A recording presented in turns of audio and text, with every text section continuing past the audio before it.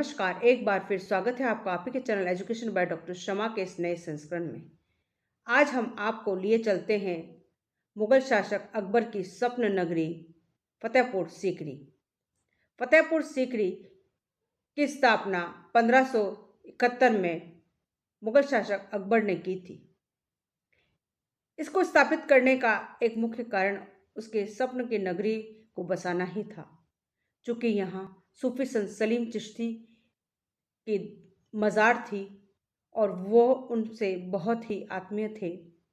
उन्हीं के आशीर्वाद से उनके पुत्र सलीम, जो बाद में जहांगीर के नाम से शासक बने, उनका जन्म हुआ था। यह शहर अपने बुलंद दरवाजे, जामा मस्जिद, जोधा महल, पंच महल, बीरबल महल, मरियम उज़मानी महल और सलीम चिश्ती के मकबरे के लिए प्रसिद्ध है। तो आइए हम यात्रा करते हैं इस फतेहपुर सीकरी की और बताते हैं ऐतिहासिक रूप से इसका क्या महत्व है। तो चलिए बात करते हैं अकबर के सपनों के शहर फतेहपुर सीकरी की। फतेहपुर सीकरी अकबर द्वारा बसाया गया उसके सपनों का नगर था। वर्तमान में ये उत्तर प्रदेश राज्य के आगरा जिले का एक नगर पालिका बोर्ड है। यह मुगलों की 1571 से 1575 तक राजधानी रहा। बाद में संभवतः पानी की कमी के कारण इसे यहाँ से हटा दिया गया। जब हम फतेहपुर सीकरी में प्रवेश करते हैं तो पहला ही गेट आता है आगरा गेट, जिसमें प्रवेश करने के बाद हम पहुंच जाते हैं उस बुलंद दरवाजे की ओर, जो विश्व का सबसे ऊंचा दरवाजा माना जाता था। इसमें कई तरह के भवन दिखाई पड़ते हैं। देखिए, ये जोधा और अकबर के ख्वाबों का शहर फतेहपुर सीकरी का बुलंद दरवाजा है। ये अकबर द्वारा अपनी गुजरात विजय की स्मृति में बनवाया गया था। तत्कालीन समय में ये विश्व का सबसे ऊंचा दरवाजा माना जाता था। यदि हम इसके नगर की स्थापना की बात करें तो अकबर ने 1569 में सीकरी के निकट एक पहाड़ी पर फतेहपुर सीकरी नामक नगर की नींव डाली। इसका वास्तुकार बहाउद्दीन था। फतेहपुर सीकरी का निर्माण में 11 वर्ष लगे। फादर मार्शरेट्स ने इसके निर्माण को देखा था। फतेहपुर सीकरी के 9 दरवाजों में मुख्य दरवाजा आगरा दरवाजा था। अकबर ने सीकरी को अपनी राजधानी बनाया। वहां पर बहुत से भवनों का निर्माण करवाया। इन भवनों को उसने 4 श्रेणियों में बांटा: विशाल प्रसाद, निवास स्थान, कार्यालय, धार्मिक भवन। फतेहपुर सीकरी की इमारतों की विशेषताओं की अगर हम बात करें तो यह इस्लामिक, चापाकार एवं धर्निक हिंदू शैली का समन्वय मानी जाती है। अगर दूसरे शब्दों में यूं कहें कि ये भारतीय और इस्लामिक शैली का फ्यूजन है तो गलत नहीं होगा। ये जैसा कि आप देख रहे हैं बुलंद दरवाजा, जो लाल पत्थरों से निर्मित है, इसे गेट ऑफ विक्ट्री भी कहा जाता है, क्योंकि गुजरात विजय के उपलक्ष्य में मुगल शासक अकबर ने जामा मस्जिद के दक्षिणी द्वार पर 1602 ईस्वी में इसका निर्माण करवाया। यह जमीन से 176 फीट ऊंचा है। यह विश्व का सबसे ऊंचा दरवाजा है। यह ईरानी अर्ध गुंबदी एवं चाप स्कंद शैली में निर्मित है। जैसे इसमें प्रवेश करते हैं हमें दिखता है यह विशाल भवन, जिसमें तुर्की सुल्ताना का महल, पंच महल, बीरबल महल, मरियम उज़मानी का महल, जामा मस्जिद, शेख सलीम चिश्ती का मजार, जोधा अकबर का महल, दीवाने आम, दीवाने खास जैसी महत्वपूर्ण इमारतें दिखती हैं। जैसे आप देख रहे हैं ये जामा मस्जिद है, जिसमें लाल पत्थरों में संगमरमर का प्रयोग किया गया है, जो अपनी सुंदरता के लिए प्रसिद्ध है। पहले ऐसा माना जाता है कि इसमें हीरे जवाहरात जड़े हुए थे, लेकिन ब्रिटिश काल में अंग्रेज इन सब को ले गए। यहाँ एक सोने का झूमर भी लगा हुआ था, लेकिन अब वह झूमर तांबे का हो चुका है क्योंकि झूमर को ब्रिटिश ले गए। यह अनुमान लगाएं कि जब इसमें सोने, चांदी और रत्नों से जड़े यह झरोखे होंगे तो इसकी सुंदरता देखते ही बनती होगी। आज देखें इनकी स्थिति, आपको इसके रंग उतरे से दिखाई देते हैं। ये अपनी क्षीण स्थिति में होता जा रहा है। ऊपर गुम्बज पर भी आप देख रहे होंगे कि कैसे ये सुंदरता आज रंग उड़ी सी दिखाई देती है। पहले यहाँ पर ऐसा कहा जाता है कि इतना चमकदार हुआ करता था कि हीरे चमकते थे, लेकिन इसे भी जिस तरह भारत को सोने की चिड़िया होते हुए उजाड़ गए, वैसे ही ब्रिटिश लोग इस मस्जिद का भी ये हाल कर गए। जैसा आप ये देख रहे हैं, ये है जोधा का महल। जोधा अकबर की प्रिय पत्नी, जो आमेर के शासक भारमल की पुत्री थी, उसके स्नेह के चलते उन्होंने यहाँ पर यह जोधा महल बनवाया। जोधा का यह महल अपनी सुंदरता के लिए प्रसिद्ध है। यहाँ एक सुंदर सा कृष्ण मंदिर, उसकी अलग से रसोई जो जहाँ पर शाकाहारी भोजन बना करता था, प्रमुख रूप से है। यह फतेहपुर सीकरी का सबसे सुंदर और स्थापत्य की दृष्टि से सबसे उत्कृष्ट महल है। इसका निर्माण गुजरात के हिंदू कारीगरों द्वारा बनाया गया था, इसीलिए यहाँ पर गुजराती शैली का प्रभाव स्पष्ट दिखाई देता है। महल में उत्कीर्ण अलंकरण दक्षिण के मंदिरों की वास्तुकला से प्रभावित दिखाई देता है।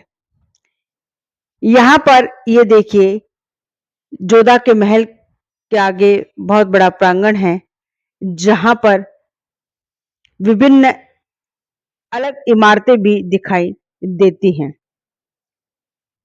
ये जहां हम जा रहे हैं, वह अकबर का बेडरूम है, जहां पर अकबर का ये बेड लगा हुआ है। ऐसा कहा जाता है कि अकबर का ये ऊंचा बेड हुआ करता था, जिसके नीचे पानी भरा रखा था और वहां पर गुलाब और इत्र छिड़का जाता था ताकि सुगंध आती रहे। चढ़ने के लिए सीढ़ियां होती थी सुरक्षा की दृष्टि से। तो अकबर की यह आरामगाह आज भी अपनी उस बुलंदी को बताती है। यहाँ पर यह उसका बेड आज भी दिखाई देता है। इसके अलावा यहाँ पर और भी कई महल हैं जो अकबर ने अपनी प्रमुख रानियों के लिए बनाए थे, जिसमें पंचमहल, तुर्की सुल्ताना का महल और मरियम उज़मानी का महल प्रमुख है। ये देखिए जोधा की रसोई। जोधा जब विवाह कर कर आई तो उन्होंने अकबर के सामने शर्त रखी कि वे अपना भोजन अलग बनाएगी, क्योंकि शाही रसोई में मांसाहार बनता है। अकबर ने उनकी इस इच्छा को स्वीकार किया और फतेहपुर सीकरी में बने उनके जोधा महल में अलग से एक रसोई का प्रबंध किया, जहां पर सिर्फ और सिर्फ शाकाहारी भोजन ही बनता था। और कहते हैं जोधा स्वयं जो है अपने रसोई का संचालन किया करती थी। एक रानी होते हुए उनका यह स्वभाव सामान्य को बताता। जैसा कि आप देख पा रहे हैं, ये पंचमहल है। पंचमहल पिरामिड के आकार का बना हुआ है और बौद्ध शैली में निर्मित है। इसकी 5 मंजिलें हैं। ऊपर की मंजिल क्रमशः छोटी होती गई है। सबसे नीचे की मंजिल में 48 स्तंभ व सबसे ऊपर की मंजिल में मात्र 4 स्तंभ है।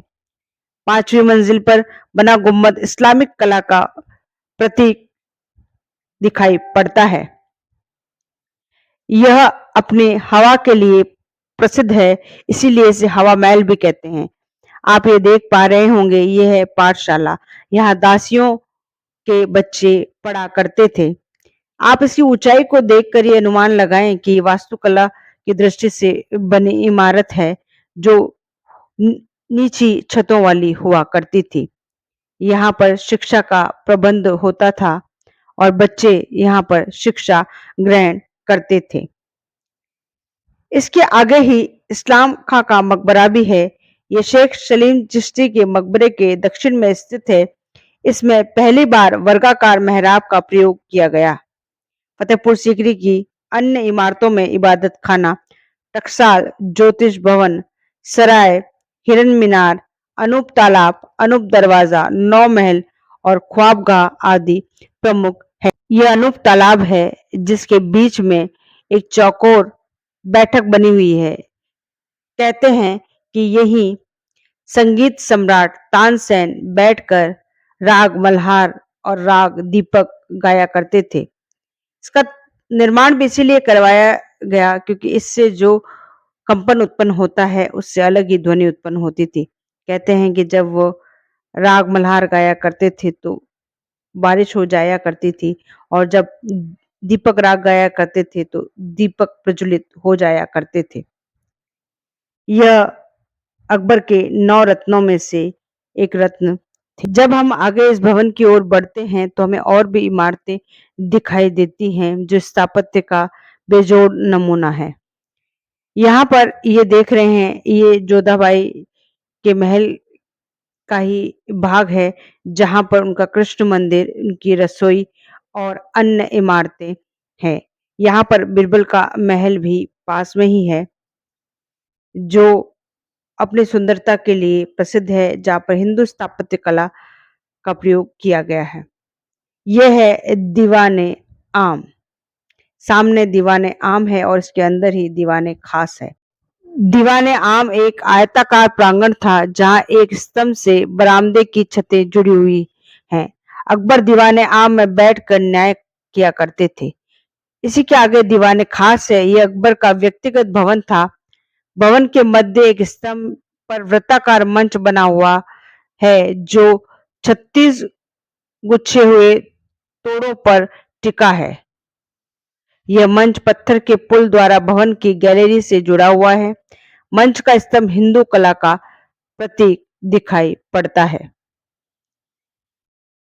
ये दीवाने आम के बाहर का हिस्सा है। पहले यहाँ मैदान हुआ करता था लेकिन अब यहाँ पर्यटन की दृष्टि से गार्डन लगा दिया गया है।